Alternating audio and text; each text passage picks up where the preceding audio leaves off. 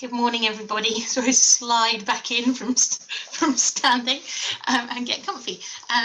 Good morning. My name is Rachel, and I'm chatting to you from my living room floor, and with my family here beside me, which is exciting. And I have the challenge, I guess, to chat to you about what God has been speaking to me through Romans 12, verse 9 to the end. And as you heard David talking, reading the passage, it's just packed. So because of time, and I just really want to hone in on one particular element of that, and I hope you'll bear with me and then follow up for yourself of what God is talking to you through this passage. But I want to tell you first about a little illustration that I found about when I was preparing for this. So you can probably hear I'm a little bit nervous, which is always the way when I start speaking. I'm a little bit, and I normally settle into it. So I'm hoping that your smiling faces will help me to settle in. So in preparing for this, I heard about skimming stones. And I was so challenged by this. And then we just come back yesterday from our family holiday, and Robin's joy and delight, I think his biggest joy and delight in the whole of the holiday was skimming stones. And I thought, I'm sure that there's something in this, something that I need to share with you about it. Just as he ran over my 13-year-old, 7-year-old, he is 13, but he just has so much joy in those beautiful things, of the simple things. He's like, I just made a stone skip 8 skips along the river. He was so excited, and I did it 4 or 5 times. I'm so good at it. And I've never been very good at skimming stones. In fact, I did it once on holiday. I could never do it, ever. And on my on a birthday near my 40th, I was like, all right, I'm going to master it. And I watched everybody around me as they made their stone skip. It's like, right, it's all about the angle and the way you place yourself and the way you throw the stone. And it's about the stone. So I found the best stone I could and plop into the water it went. But I persevered. And I managed to probably make it skip 3 times, probably was my best. But since then, I've never been tempted to try again because I don't want to feel the disappointment of not being able to do it anymore. So, but there is a joy about it. Anyway, the reason I'm telling you about this is I heard about the fact that we are a little bit like those stones in the hand of God. And as you may or may not know, the perfect skimming stone needs to be flat and smooth and the right size and shape. My nephew is 8, and he was trying to skim them, and he was picking up the biggest stones he could and was just lobbing them into the sea, and they were just plopping into the water. It's like, I did it once. No, you were throwing them, but great job anyway. He was just not very patient at finding the perfect stone. The illustration that I heard being talked about was that those stones become perfect for skimming because they're rubbing up against each other in the sea or on the riverbed. They're rubbing up against each other and becoming flat, becoming smooth. And I'm going to suggest that we're a bit like those stones in the hand of God, that we rub up against each other, we become smooth and perfect for skimming in the hands of God if we allow that to happen. That we and of course, if rubbing stones can create sparks and friction and pain, and that's not something any of us enjoy. In fact, many of us, myself very much included, we run away from that. But if we run away from spending time together, from rubbing up against each other, then we're not going to become perfect for skimming in the hands of God. But in the river, those sparks, they don't happen, do they? And so in the river of the Spirit, we can rub up against each other without the danger of being hurt. So I'm going to come back to that right at the end. So keep that picture in your head of becoming those skimming stones in God's hand. And really, this talk comes, I guess, with a bit of a flashing warning at the beginning. And I really want you to hear me very loud and clearly right now. I am not talking to you from a place of having journeyed what I'm about to talk to us about. I'm very much talking to myself when I share this message that I believe is from God's heart. I know that this is something I need to walk, and I know I'm very, very early on in the journey of it. And I know that I stumble and trip and fall on this journey too. So please hear me when I say to you that my heart is very much at the beginning of this journey. I'm not preaching or talking from I've got this sorted, because I really haven't. So before I dive into what I think is the challenge of this, I just want to make sure that we sit it in the context of the whole book of Romans, because if we delve into this thing of loving each other with a genuine love, and this high calling from Romans 12 and 9 onwards, if we take it without remembering all that's gone before, we really run the risk of wearing ourselves out and failing big time, because we can't do it on ourselves. Chapters 1 to 11 of Romans are perfect proof of how much we need God, how we all fall short, how we all miss the mark, and that everything that we do and all the things that we act out of is in view of God's great mercy and his grace for us. So it's from this point that we need to look into this passage.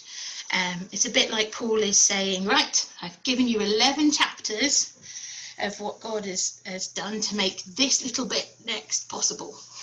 I've given you 11 chapters of God's great love, of his mercy for you.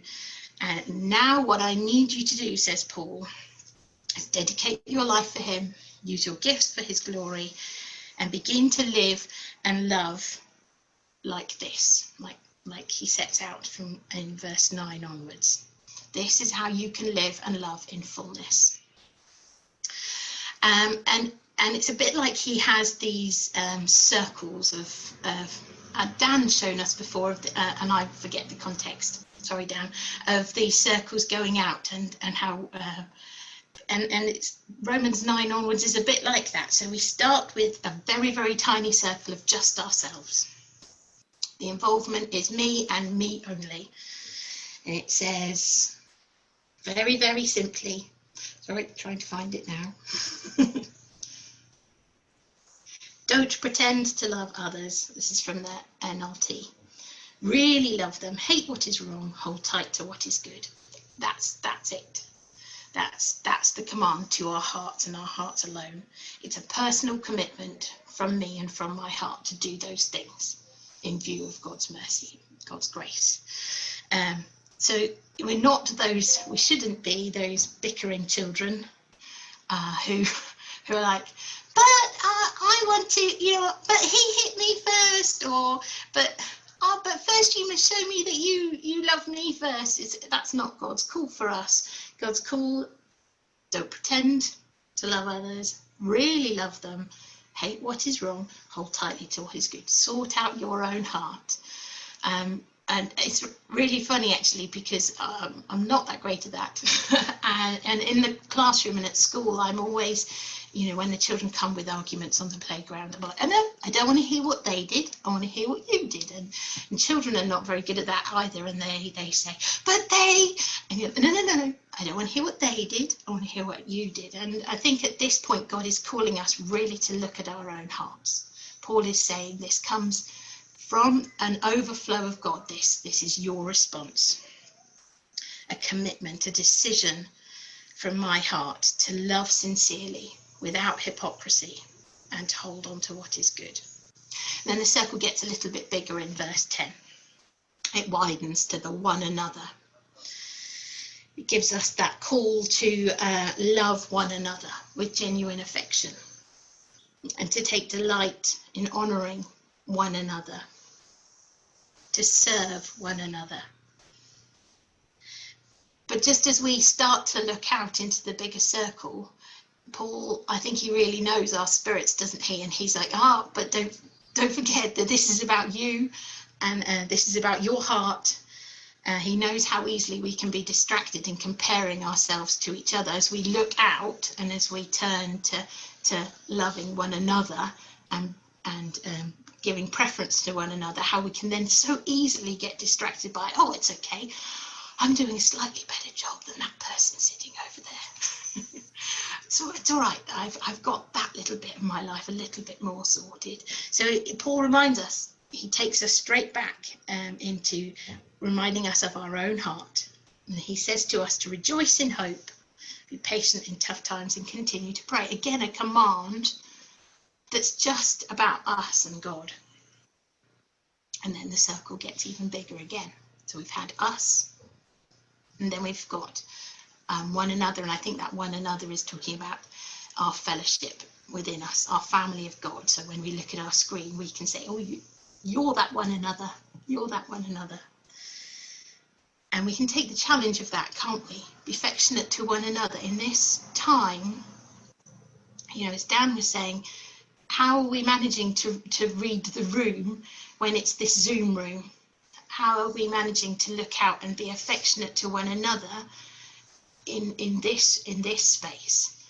And it's a new challenge, but God's mercy and God's love and God's Spirit will show us, and I'll come on in a minute to that genuine, that sincere love that means that I think we can effectively be affectionate and honour and give preference to each of the people sitting here in a way that's significant, in a way that witnesses to the glory of God, and in a way that's different to the pattern of the world.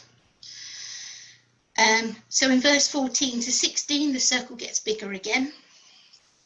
We go beyond the family of God to all. It says, bless all. Rejoice, even those that persecute you. Rejoice and weep with all. Consider all as equals. The circle of our reference is getting bigger and bigger. The depth of our call to love is getting bigger and bigger. And then the final enlargement of the circle includes our enemies, and telling us not to retaliate or take revenge. And we can see how God first deals with us, and then from that he fills us, and we can love from the overflow, and then love each other, and then from being equipped of loving each other, we can love those outside, and then from that and from the faith of loving those outside, and from the identity of Christ and knowing that it's not ours to take revenge. We are God's. So it's his place, so we can love our enemies. I'm going to rewind a little bit now, if that's okay, and take us back to what for me has been the real challenge point of this text. And as I was praying and spending time with God, this was what he highlighted in Zoom talk. He spotlighted of this text for us as a community of believers in Wheatley. This is where I really think he wants us to grow, and it's in that very first point of sincere love, or love without hypocrisy. And I really want to remind you again, with that warning, I'm on that journey. I'm not speaking to you from a place of having achieved this. I don't think we can until we're in heaven, but that doesn't mean we shouldn't try. So verse 9, and here it is from some different translations. So from verse 9 from the New Living Translation, I've already just read a little bit. Don't just pretend to love others, really love them. From the CEV, be sincere in your love for others. From the NIV, love must be sincere. From the Passion, it's a bit longer, inner movement of your heart must always be to love one another. Never play the actor, never wearing a mask. The call to love is given to us repeatedly through God's word, isn't it? Excuse me while I just find all my references. The call to love is given to us in 1 Peter 4, verse 8. Most important of all, says Peter, continue to show deep love for each other, for love covers a multitude of sins. We have that beautiful passage in 1 Corinthians 13 of what love looks like. Love is patient, love is kind, and I'm not going to carry on because I'm not going to forget it. But you can look it up. And I'm sure many of us can recite it or know bits of it in our hearts. And in Romans 13, verse 8, we have, excuse me, just find it. Owe nothing to anyone except your obligation to love one another. That's from the NLT. And Galatians 5, verse 22 is the fruits of the Spirit, the first being love. And of course, then we've also got Jesus's heart speaking to ours, his command to us from Luke 10:27, love one another. And John 13, verse 34 and 35. Let me just find it because I really want to read it to you, because what a challenge is that. These, again, as I said, God's heart to us, Jesus speaking directly to us, giving us that call. So now I'm giving you a new commandment: love one another, love each other. Just as I have loved you, you should love each other. Your love for one another will prove to the world that you are my disciples. I'm just going to read that last little bit again. Your love for one another will prove to the world that you are my disciples. And if we think back to the beginning of Romans 12, when we talk about the sacrificial living, the not being conformed to the patterns of the world, but being transformed in our minds, it's showing a love that's different to the world. I'm just going to give you a couple of minutes to think about what a love that looks different to the world looks like.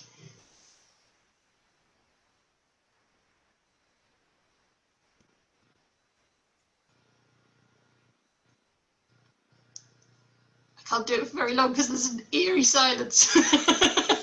But that love is what proves to others that we are Jesus's followers. So what about sincere love? What about hypocrisy? So I was really keen to look at, and this just made my heart leap when I found out about sincerity. So I'm going to come to that in a second. But the Greek word for hypocrisy refers to the Greek world of theatre, where actors wore masks to express the feelings of the character. They didn't use their faces; they put on a mask when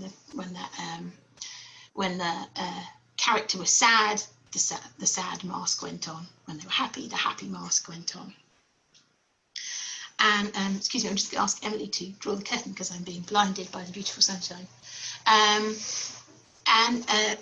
We're being asked to, no, it's the other one. Oh no, it's both of them. Oh, weird. It's not either. Sorry, I will carry on just for being blinded. So we're being called to love without a mask, to not pretend, but to dedicate, to choose in our hearts real love. Love is an action, Love is a decision of the will, isn't it? And love is obedience to God. So I could probably, as somebody who quite likes to tread the boards, I could probably pretend to love you quite well, but I think there would be a day when you saw through my pretense. Probably a day when I would be off my game, where I mess up, and you can see through the facade. You're like, oh, no, okay, that's a pretense.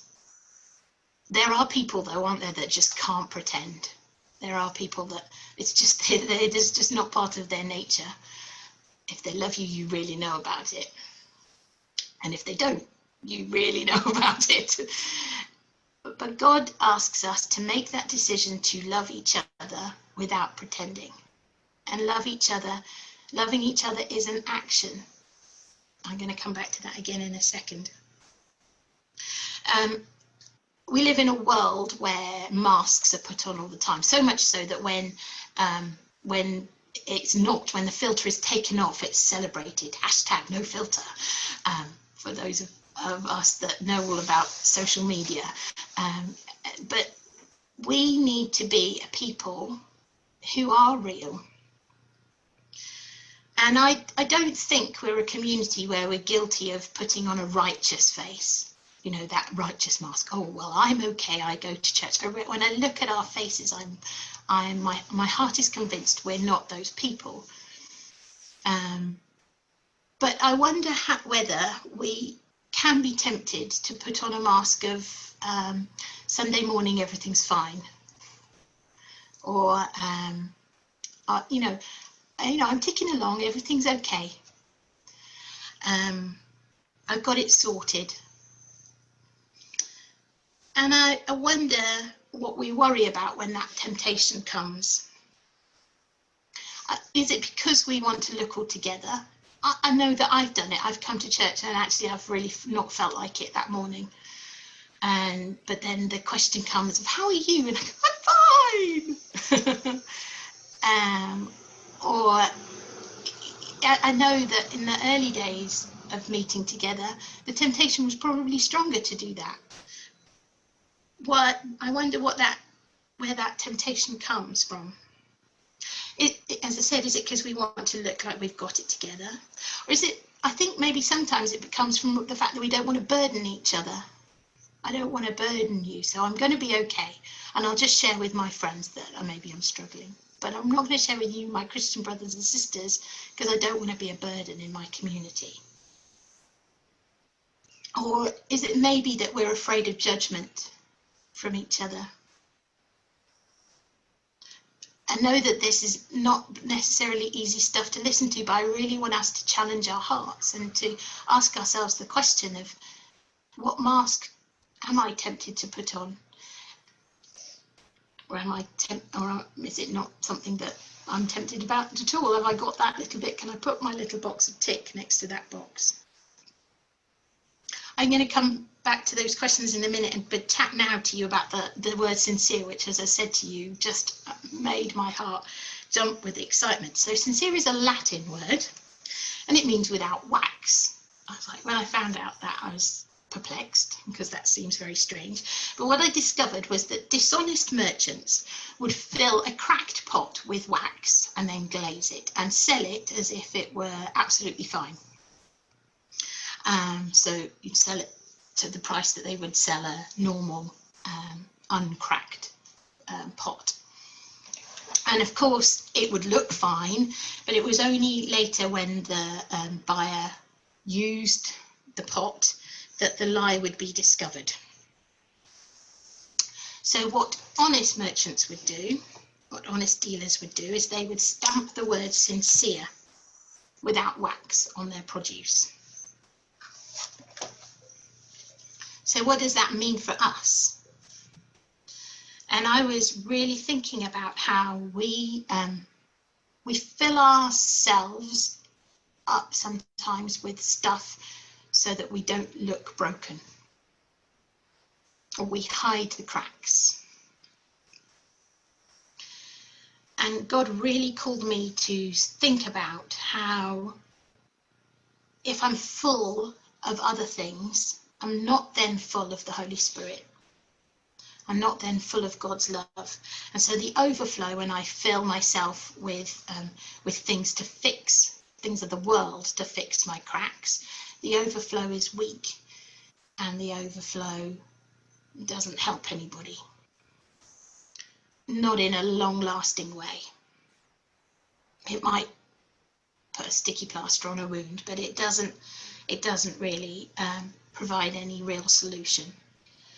But if I acknowledge those cracks, and if I acknowledge the fact that I fall short, and if I'm not scared of them, I can empty myself of me, of the rubbish of me, and allow the Spirit to fill me. And then I'm loving from the overflow of God.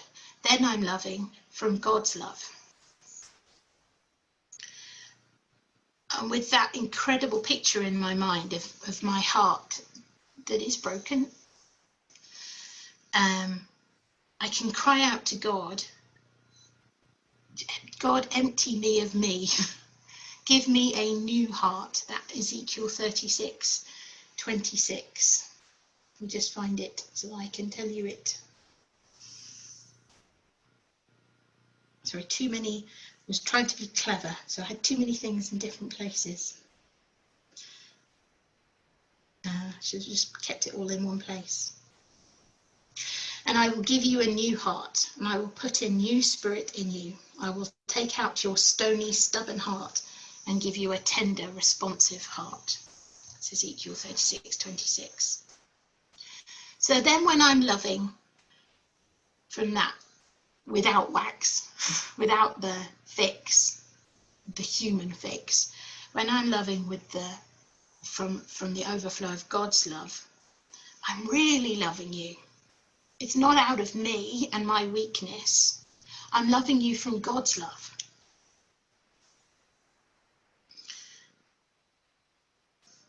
I'm loving because God loved me.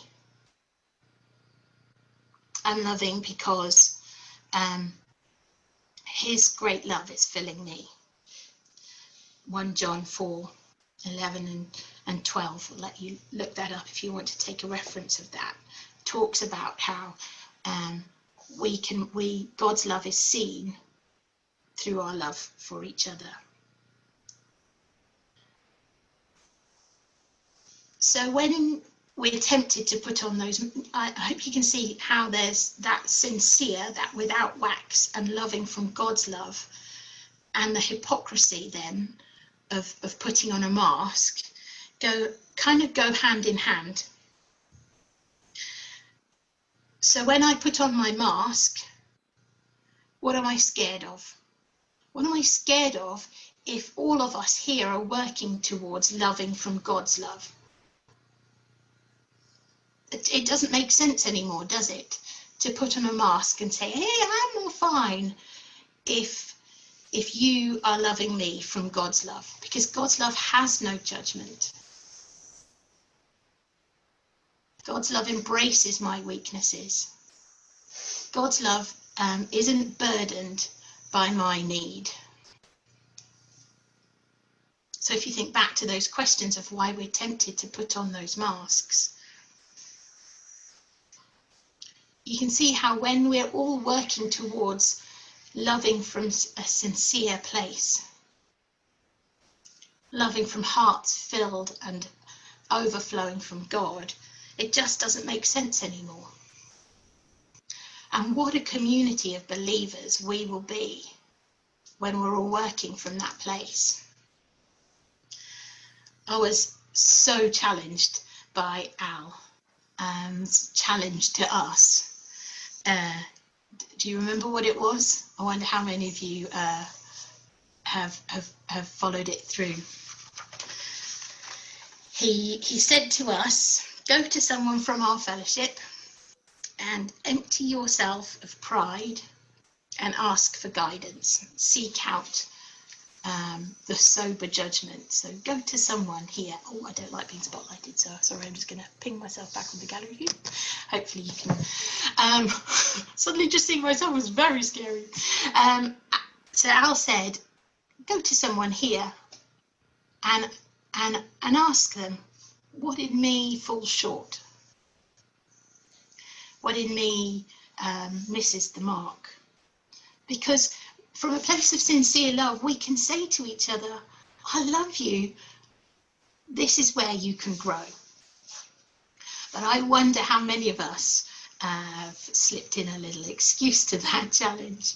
I know I have, by the way, because I was away, you see, so I wasn't really able to talk to any of you. So I didn't do it because I wasn't, and I lost my phone, so I couldn't message anyone to say, hey, where do I fall short? But all of those are just excuses, aren't they? All of those are just excuses.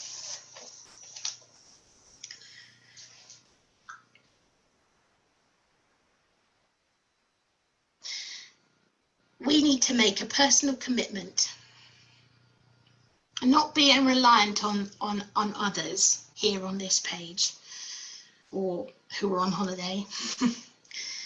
But we need to make a personal commitment to respond to God's love, to respond to his great mercy.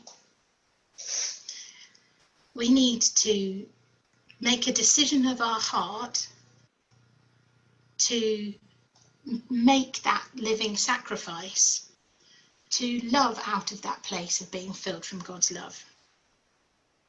So are we brave enough to take off those masks, to ask our brothers and sisters who are also journeying this with us, those challenging questions? The whole title of this section in the NIV says Love in Action. And I think as in our culture, that's been completely diluted, hasn't it?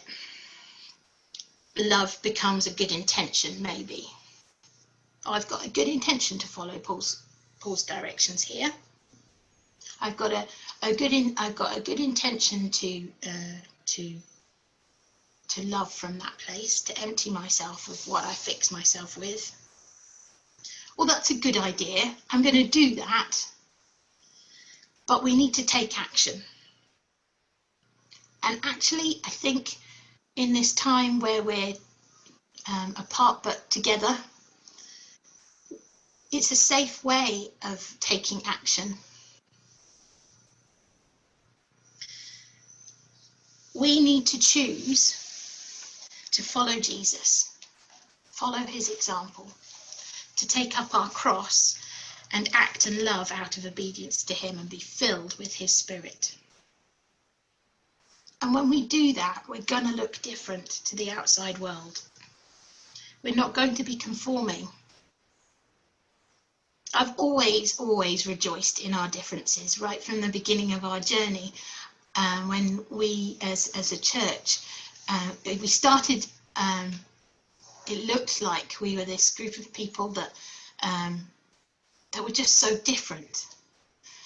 And I've just been, right from the start, I was like, well, that's God's intention, because in our differences, we're going to be able to show God's love. Go back to that John 13:35. We're going to be able to truly show how great God's love is. Because if I am just loving someone who's exactly like me, then that's not difficult. The world can love people like them, that are like themselves. It's only because of God's love in me that I can really, really love those that are different to me. And I know that we've journeyed this in different ways, and that we've tried to walk it in different ways.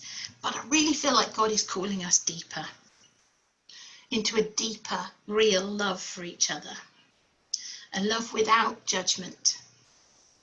I know that he's calling me to it, and I'm convinced that he's calling us as a body of believers to it. A love that challenges each other to be who we were created to be, that holds each other accountable to abhor evil and cling to what is good. A community of people that puts each other's preferences above our own. That lets go of what I like. I'm going to let go of what I like church to look like. I'm going to let go of that because it's God's. And when I let go of it, it's okay that somebody's different opinion slips in, and I'm going to love that because I love them. It's a challenge, isn't it, though? And as we rub up against each other, and as we knock off the bumps and smooth each other out, if we're not immersed in the river, if we're not immersed in the water of life, it's going to cause sparks and it's going to be painful. So take you back to that skimming stones picture. But are we going to be a community of people who are so afraid that we hurt each other, that we don't do that, that we don't knock off those edges, and then we're the wrong shape? Are we so scared to rub up against each other? Do we have faith that we are a community living in the Spirit, and therefore when we rub up against each other, we're rubbing up against each other in love? And the pain isn't there because we're not having to prove ourselves to each other. When we allow that process, we are going to skim perfectly in the hands of our Creator. Not because we've ignored the difficult things, and I think there have been times where we've been tempted to do that, but because we've faced the hard. We've faced the hard discussions, we've encouraged one another, we've honoured one another, we've blessed one another. We've disagreed well, not hidden them away, our disagreements, but we've brought them out into the open and we've shared them. And we've served and loved in the river of the Spirit. And when we can do that, that's when we can be loving in a real and genuine, in a sincere way. Just going to pray. Father, we are the body of Christ. And when we start acting by ourselves, when we start pulling apart the body, there is carnage and chaos, and it's a murder scene. But we want to work together for your glory. We want to work together as your body to demonstrate to the world your great love. Not to build ourselves up as a community of believers, but to proclaim the glory of Christ. Help us to surrender to your great love and empty ourselves of ourselves so that we can be filled with you and love from the overflow of our hearts. Hearts that are broken, but hearts that are filled with the Spirit that is beyond words. Spirit, move in us so that others would know that we are your followers. Amen.